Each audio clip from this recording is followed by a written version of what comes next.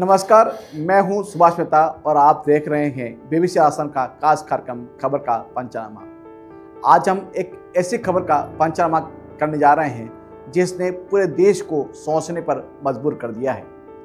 यह खबर है राजस्थान में हाल ही में हुई चपरासी के 53,000 पदों के लिए निकली भर्ती परीक्षा की, जिसके लिए 25 लाख से ज़्यादा लोगों ने आवेदन किया था। इन आवेदकों में से 90% से ज़्यादा लोग अपनी योग्यता से कहीं ज़्यादा पढ़े लिखे थे। आज हम इस मुद्दे की तह तक जाएंगे और समझेंगे कि आखिर क्यों एक चपरासी की नौकरी के लिए PhD और BTech होल्डर भी लाइन में लगे हुए नजर आए। सबसे पहले उस खबर से रूबरू होते हैं जिसने इस चर्चा को जन्म दिया है।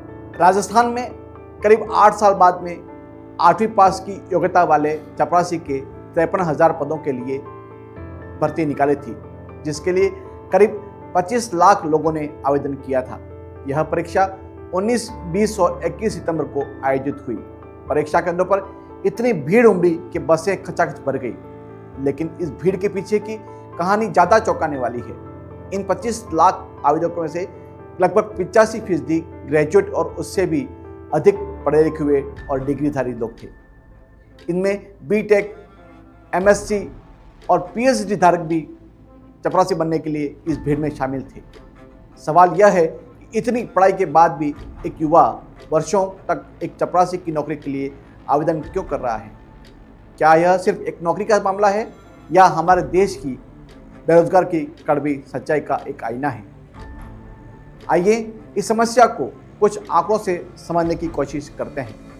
आपने कौन सी डिग्री कर रखी है? BA कर रखी है। तो आपने अभी काय का एग्जाम देना है? चतुर्थ श्रेणी का। क्यों ऐसा जो आपने इतनी लो क्लास की डिग्री पसंद की है? बेरोजगारी के कारण। क्या एज हो गई आपकी? एज क्या हो गई आपकी? 38 साल। कहाँ के हो आप? तो रीट में आपने क्लियर किया नहीं किया? क्या रीट का एग्जाम भी देंगे? हाँ, रीट का एग्जाम भी देंगे। दे चुकी हो आप? अभी आज चतुर्थ श्रेणी। कहाँ से आया आप? कुशलगढ़ से। क्या नाम है आपका? सीमा। नाम है आपका? भारती। कहाँ से हो आप? मैं कुशलगढ़ से। कुशलगढ़ से। क्या काय का एग्जाम देना है? हम तो चतुर्थ श्रेणी चपरासी की नौकरी मिलते के लिए आए हैं।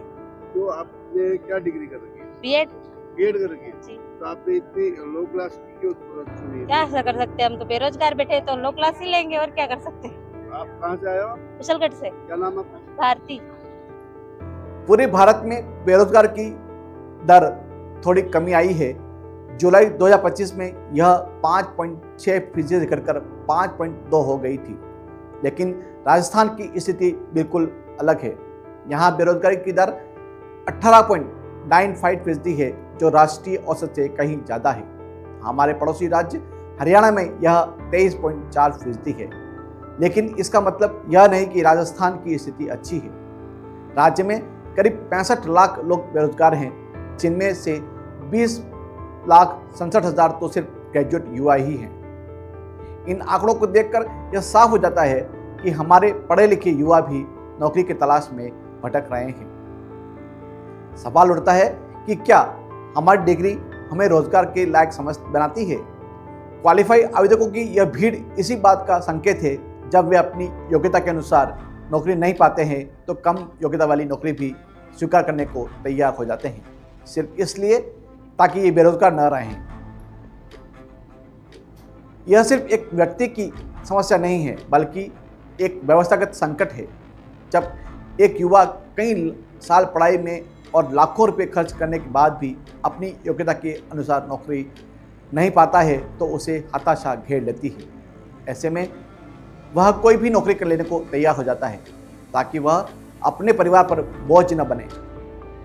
इस स्थिति से बाहर निकालने के लिए सरकार को न सिर्फ ज़्यादा नौकरियां निकालनी चाहिए, बल्कि भर्ती प्रक्रिया को भी पारदर्शी और समयबद्ध बनाना होगा। पेपर लीक जैसी घटनाओं को रोकने के लिए सख्त कदम उठाने की आवश्यकता है।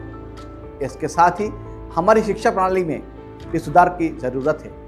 हमें ऐसी शिक्षा देनी होगी जो सिर्फ डिग्री न दे, बल्कि युवाओं को रोजगार के लायक भी बनाए। तो आज के खबर का पंचनामा में इतना ही। और यह खबर के पंचनामे में ये साफ है कि राजस्थान में चपरासी के पद के लिए उमड़ी भीड़ सिर्फ एक भीड़ नहीं बल्कि बेरोजगार की आड़ में झुलसे युवाओं की एक कहानी है। एक कहानी है उनकी हताशा और सपनों के टूटने की। जब तक हम इस समस्या की जड़ तक नहीं पहुंचेंगे तब तक यह भीड़ कम नहीं होगी। उम्मीद करते हैं कि सरकार और नीति निर्माता इस गंभीर स्थिति को समझेंगे और जल्द ही कोई ठोस कदम उठाएंगे। आज के लिए खबर का पंचनामा में इतना ही। अगले हफ्ते फिर मिलेंगे एक नई खबर के पंचनामा के साथ में। तब तक प्रदेश की तमाम सभी बड़ी खबरों को देखने के लिए देखते रहिए BBC राजस्थान और मुझे दीजिए इजाज़त। नमस्कार।